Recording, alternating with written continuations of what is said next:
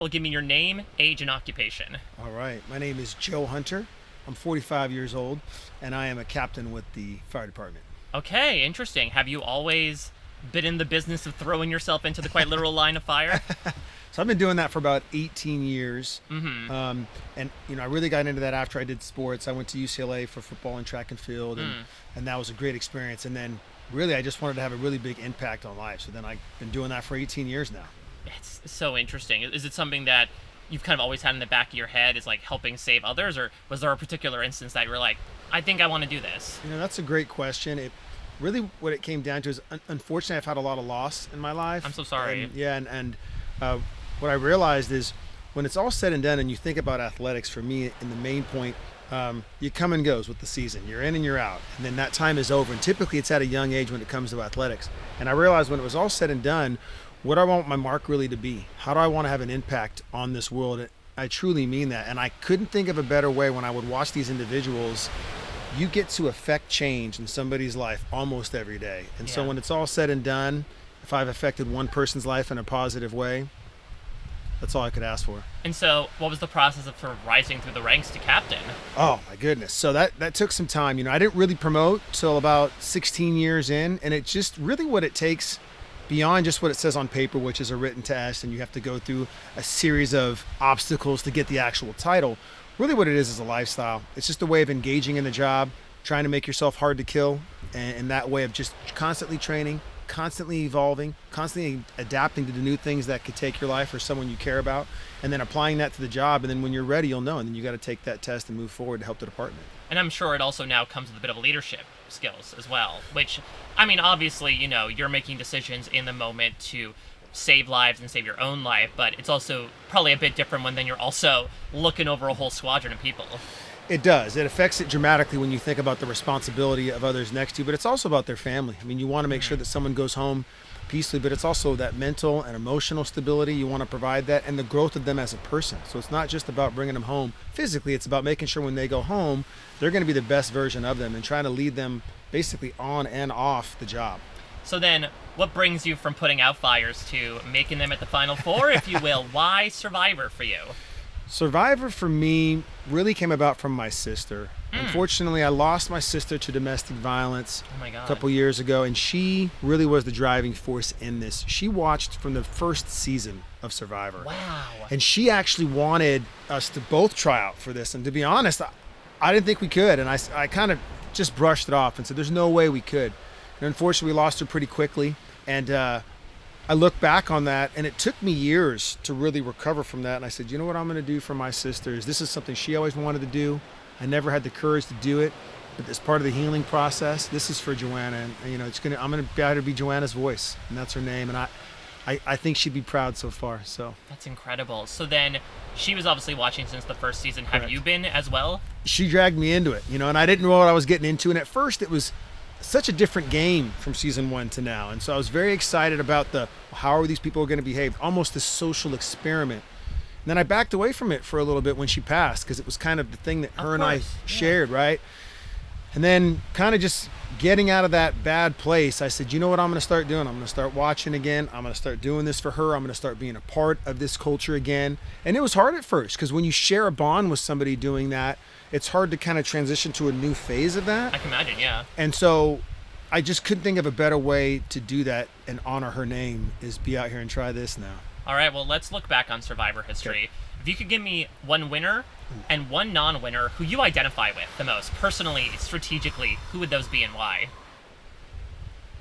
I would say, it's a great question. Diggler, I would say, as the person the winner, right? Dittler. Gabler? I'm sorry, you Gabler. Said Diggler, and I'm like, Gabler. Are we no, doing Boogie Nights no, right no. now? Sorry, Gabler. I knew it, because and the reason why I say that is, he, an older player. I'm older, so I'm 45. He kind of struggled in the beginning. Came back from that, played an outstanding game, I think, in the second half, which is difficult to do, which is what I hope to do, is be consistent with the ups and downs. And then his intelligence level. I mean, to be a surgeon, to be involved in the medical field, to have the background that he did, to be humble enough to where also he wasn't so off-putting. I mean, that's a quite prestigious job to hold. And for him to do that and come out a winner, and then the way he handled it when he won, to donate the winnings, to be that selfless and not just say it as an act, and you could feel his emotion through the screen. I felt that he genuinely believed in that cause. And I'm like, man, that is nobility at its finest. Then I would say the non-winner would be Cody. Cody, okay, you're all on a season 43 kick. You know what I mean? And I say that because I was a little torn on that at first, because you don't know how you'll respond till once you're in the situation. Yeah. But as I go back to all the seasons, there's a lot of players where I go, ooh, like, believe it or not, even D recently, I thought, okay, there's elements of that where I go, man, I really respect a lot of these players. But when I think about them as a whole from what they presented, he seems like the guy that he was fun, he was loving, he seemed genuine, he built some genuine bonds, he seemed like he was a pretty loyal cat. And I thought, man, to take that is kind of what I want to play with, but also win. You know, that's kind of where I was at when I look at all the seasons. What's your favorite moment in Survivor history? Ooh, another outstanding question. I would say one of the most poignant, I would say the most powerful moment for me, the outstanding moment. Okay, so I'm tying it off between two of them. Okay. Really, you could say both. Okay. I really want to, when it was heroes versus villains, in that entire season, I want to say that in the very beginning, just the combination of just true hate for each other and this kind of villain versus hero, I had never seen something unfold almost so naturally that was genuine between so many different players. And every time I watched, there was another soap opera within that, and that season specifically, because especially in the beginning, some of those challenges, I couldn't believe how physically demanding they were. Yeah, they were breaking people's toes in the first challenge. Exactly. And I thought, wow. And he was going to be one of my top two also. But that, and then also a combination, like that season is pretty epic, and then the Gen X. Because I empathize with that. Yeah. I've always battled that old generation versus new generation, and then to see it play out and go, okay, well, let's see, have those discussions, have it outright. I thought it was intoxicating. It was intoxicating to me because it's a sensitive subject, and then when you put it in an environment like this, it's perfect amount of drama with suspense and then adversity. That's perfect advertisements for these seasons on Netflix, right? Like, go check them out right now, people. What would you say is one life experience that has prepared you the most for this? Suffice it to say, it seems like you've lived a life that has been so demanding physically, emotionally, mentally. Is there one experience in particular? You know, I would say losing my sister, but honestly, the biggest impact would be being a great dad. I think that having my kids, and this is why I say that. I think that the difference between a good and a great player, people don't really analyze as much when they sit in this seat. And I think the main difference is a lot of people come into the game thinking about other players. How am I going to respond to these other players? This player will do this. This player is going to do that. What if I do this or this or this? But instead, you really need to analyze yourself. You need to come into this game first knowing your strength, your weaknesses more importantly. And what parenting does is exploit those weaknesses immediately. And you have to really work on that to be a better person, to be the best version for your kids. And in that process of becoming a great dad, which I think I am, I think it's made me a better person that's focused on those weaknesses so I can play this game strategically, intellectually, and socially better than anybody else. So now, when it comes to translating to a Survivor family, are you going to be the on-island dad? Can a tiger change his stripes that much? No, absolutely not. And you know, Bruce has helped me with that significantly. Love you, Bruce. But I you know, I've realized by watching enough seasons that the last thing you want to do is say that you're the dad. The last thing you want to do is bring up your age. I think the way that you do that is just like you would with kids, is that you just do that through action. You do that through knowing when to talk, knowing when to listen, knowing when to shut up, knowing when to act. And so that's going to be my goal, is to never be the dad, ever be the dad. That's target number one. Well, how do you think you're going to be perceived? Because obviously your physicality, I would say, definitely precedes you. Is that something you're going to try to steer into? These are excellent questions, Oh, by the way. thank So I'm gonna. I'll you know- vote for you. Yeah, That's okay, thank everywhere. you. Thank you. I look at it. Okay, so the reality of it is, I think that when it comes to how I'm going to be viewed, that is such a difficult question because it really starts here in this Ponderosa and this pregame. Yeah. I think that first impressions are huge. And I can't really say, but I've tried to do a really good job of being approachable just by demeanor. I think your demeanor, without saying a word, you can come across as approachable. And I am really going to try to lean into the more aggressive athletic stance in challenges and significantly back off of that when it comes to gameplay, because I'm trying to recognize that not everybody comes from, someone may have never played sports but great at puzzles and vice versa. And so I really have to temper that side of it and really work on know when to use that and know when to sit back on it. What would you say is your biggest superpower and your biggest piece of kryptonite that you're bringing from your life, your personality into this game? You're crushing it. Okay. Thank my okay. I would say my superhuman strength, just from my life experience, from the job, from, not getting much sleep, not eating, having to think in critical situations, having loss, going through a divorce, coming back from that. I would say my superhuman strength is truly my mental toughness. My mental toughness, I feel, because I test it daily. I try to improve that daily. I feel that mental and physical toughness is my super strength. I really do. I think that people say that, but I've tested it. So I think that mentally I'm going to be really strong coming into this game. And my kryptonite, there's many things, my friend. There's many things. Well, you talk about know thyself. That's very self-actualized. That's right. I would say my biggest kryptonite is I wear my emotions on my sleeve.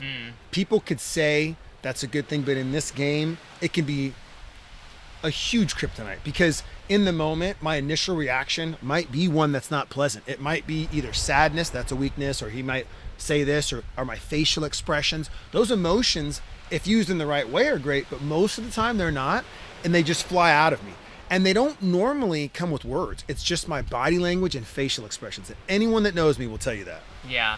So let's move from yourself to some of your competition, because I'm sure you've been sitting here, you're not able to talk, but I'm sure you're getting reads, you're getting vibes. Let's start on the positive side of things. Who are some people you're getting good vibes from that you're saying, okay, best case scenario, we hit the beach day one, this is a ride or die I can see?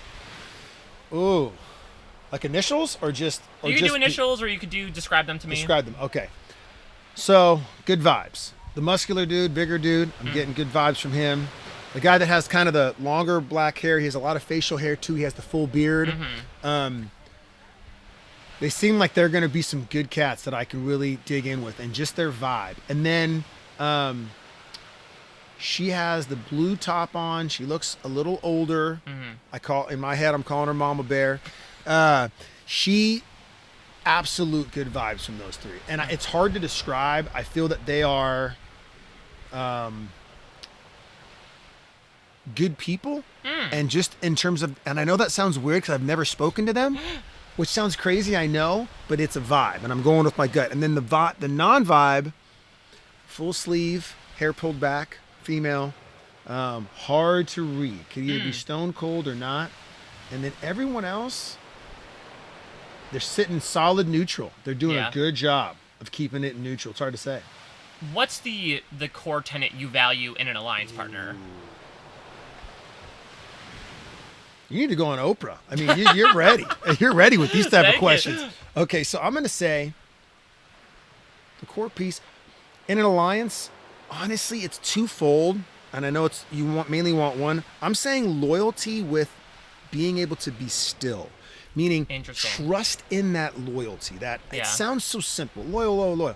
But loyalty only matters when it's tested. So the one thing I would want out of alliance member is go trust in the process. If we have a loyalty and we have an alliance, be still when it's hectic, just like at work. When it's chaos around us, be still. Fall back on what we believe, which is in each other. Don't let the noise upset that. Be still. I'm intrigued, speaking of your work, what's the story you fed about why you're going to be gone for a month plus? Oh, man. So you know what? Honestly, at first I was like, man, what do you say? Because you can't tell Yeah, of anybody. course. So then I had to get the powers to be and say, hey, I got to let my boss know, since everyone's going to see this, I hope that are fans, that we got to get permission. Like, Yeah. are you good with this? And my department did an excellent job. My chief and the deputy chief, specifically 2 of them, did an excellent job of supporting me. And then I was able to get it covered with my own hours. So we have vacation, we have things that we can use out of our own time, own dime. And that's what I did. And thank goodness they supported it. And so I had to ask permission, can I let these 2 know? And they signed it, and they're good with it. So for now, that's all it knows. The new era, Yep. the DNA of it is all about idols, advantages, journeys. How much is that going to be kindling for your own personal fire? You know, how much are you going to incorporate that into your game? You know, again, when you think about this new generation, and you're right, idols and beware advantages, and how much that is a factor now in this game, I'm going to use it to my advantage in a different way. Okay.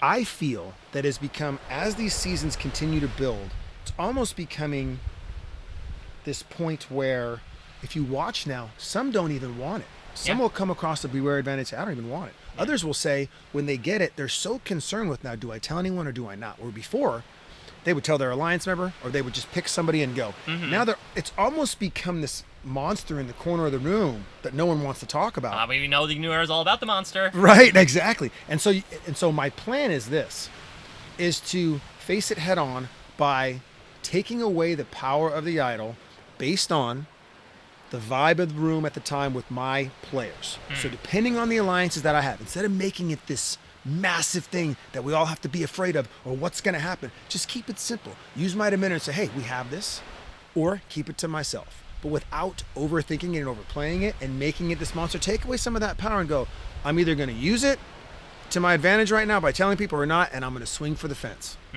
Keep it that simple. And not, oh my gosh, what do I do? Just go, be calm, Joe. You got 2 options. Based on the intel that I have in front of me, strike and make the best decision you can. When it comes to the past couple seasons of Survivor, I feel like 45, 46 kind of took the new era in a different step. Yep. And I'm sure as you were finding out you were coming here, you were kind of keeping one eye on it, being like, oh, there are some takeaways I can incorporate into my game. What are some of those takeaways? Oh, I'll go back even farther. Please. So I specifically went from 40 on, and I started watching it religiously. And a little insight here, a little trick that I did was, so I specifically watched 41. 41 because it was the first season that did a behind the scenes. So you could actually see what's the camera crew like there? What is it really going to be like? And they give you enough glimpses. I watched it over and over. And then what I did within these, to incorporate this to my game now, is I just started watching all the challenges back to back. Because when you watch them in a full season, you lose track. Right. But if you just watch them back to back challenges, you can start to compare and contrast things that might be reoccurrences, things that people did as successes, what worked, what didn't, as these reoccurring challenges. And then the last piece was this. Every tribal council, I just started going back to the seasons I couldn't remember, 40 and on, the details, and I just watched the tribal councils without watching out any of the show. And what it did is it almost gave you a jury perspective, because you forget, well, what happened to get us to this point at this particular jury? And so what it did was give me this rawness of the show without being biased. And then it allowed me to analyze, to think, okay, when I step foot on this beach, I'm going to take elements of each one of those pieces, all those challenges combined, because now I have them streaming together. I have all these tribals together, people's emotion. And then I take some of the random gameplay with fresh eyes and go try to make a superhuman that's going to play this game. The tribal is so interesting because, it's theater, right? Like, you get to see how people act when they're about to blindside somebody. You see how people react when they're about to be blindsided. So I imagine you probably see some common tells there, some common behaviors.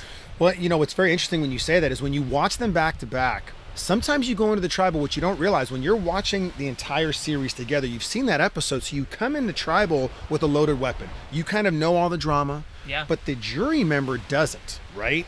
So when you just watch a tribal that you don't remember the season, what it does is it's kind of almost shocking how some people behave. And you go, wow, it really jumps off the page when you go, wow, that was a little bit of an overreaction. Well, it makes sense when you've watched that entire season. Unless it's Q.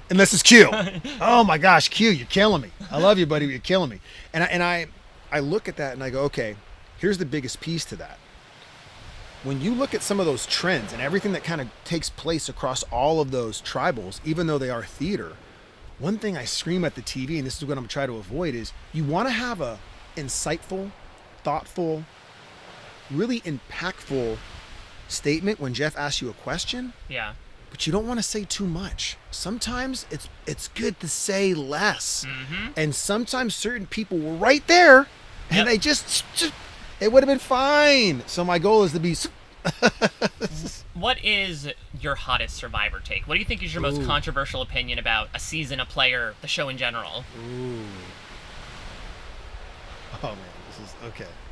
Do it. Let her rip. Okay. So I look at, like, let's just take D, okay?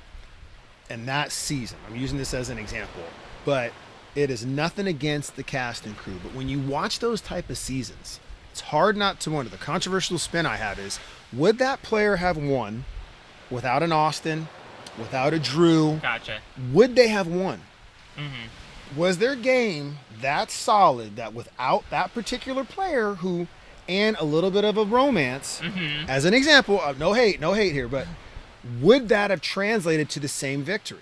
Yeah. Now, again, you could say that with a lot of seasons, but my argument would be certain players really stand out, Boston Rob being one of them. His intellectual game and style of communication transcends a lot of those seasons. Yeah. I mean, going from voted out, what, like fourth his first time? Yeah, he made it to the merge, but didn't make. He was the mergatory boot, basically. Didn't make the jury. Didn't make the jury.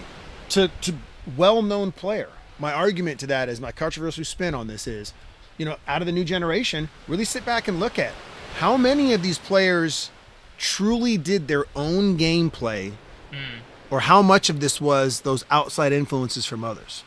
I'm going to throw a weird scenario out to you. Give it to me. Give me a celebrity or a fictional character that you would want to bring out as a loved one for a loved one's visit. Ooh. So outstanding, my man. Thank you. The only rule is it can't be your family. Can't be my family. So a celebrity, someone famous, right? Yep.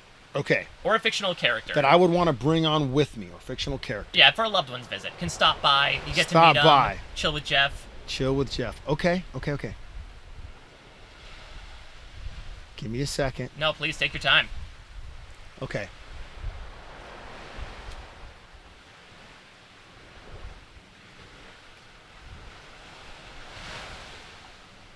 All right, because this will help my mom. This is for you, Mom. I'm going to say George Clooney. And here's why. Here's what George does. Big Ocean 11's fan and all the oceans. He's like the wolf to me, right? Like, I feel like if I brought him in, people would be like, damn, did you see who Joe brought in? Like, oh my gosh. A little bit of that social cachet. Yeah, he knows George. And like, I like call him George, you know. And it would be to settle me. And because I would want him and I think Jeff would be like, damn, that's George Clooney. Because if I brought in a superhero, I was also thinking a superhero, but I'm like, damn, that might intimidate everybody. They're going to think now they're threatened maybe Superman will come in and laser beam them. But I'm thinking with George, the girls might woo over him, right? And they'd be like, damn, I can get closer to George by getting close to Joe, okay? And then the dudes are going to be like, yeah, George's pretty chill. Like, no one hates George. Yeah. So I feel like in his shrapnel, I'm going to win votes. This is one of the most unique approaches I've heard to this question, where it's sometimes it's like, oh, I want to meet this person, or like, oh, they'll give me great advice. You're like, oh, my proximity to George Clooney is going to help my social standing in the game. Without a doubt, to win. Well, last thing I want to ask is, obviously, Survivor 50 on the horizon. We know it's returnees. Yep. How are you going to make your mark on 48 so that we're going to be talking a year from now for 50? Oh, my man. I mean, cheers to you for great questions. I feel like it's Brian Gumbel, too. Like, we got their intellectual questions. Listen, they're great. I can be the love child of Oprah and Brian Gumbel. You know what I mean? Hey, let's do it. So, okay. Here's what my mark, I think, will honestly be, is as a dad, a true dad, in the fire service, the resume, right, that some have had. But be that player that I feel America goes, wow, this guy was the underdog in a lot of things he did. He had loss. He had some things I can relate to. Everyone's been on the bottom side of that rock where they're like, I'm in a dark place, or I'm going through a tough time, or man, parenting is so difficult done right. And when people from all those walks of life, ex-athletes, all kind of see this in one person and go, and this guy seems like a good dude.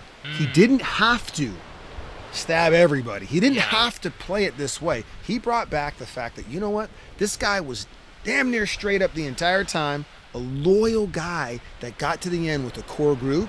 That's going to be my mark.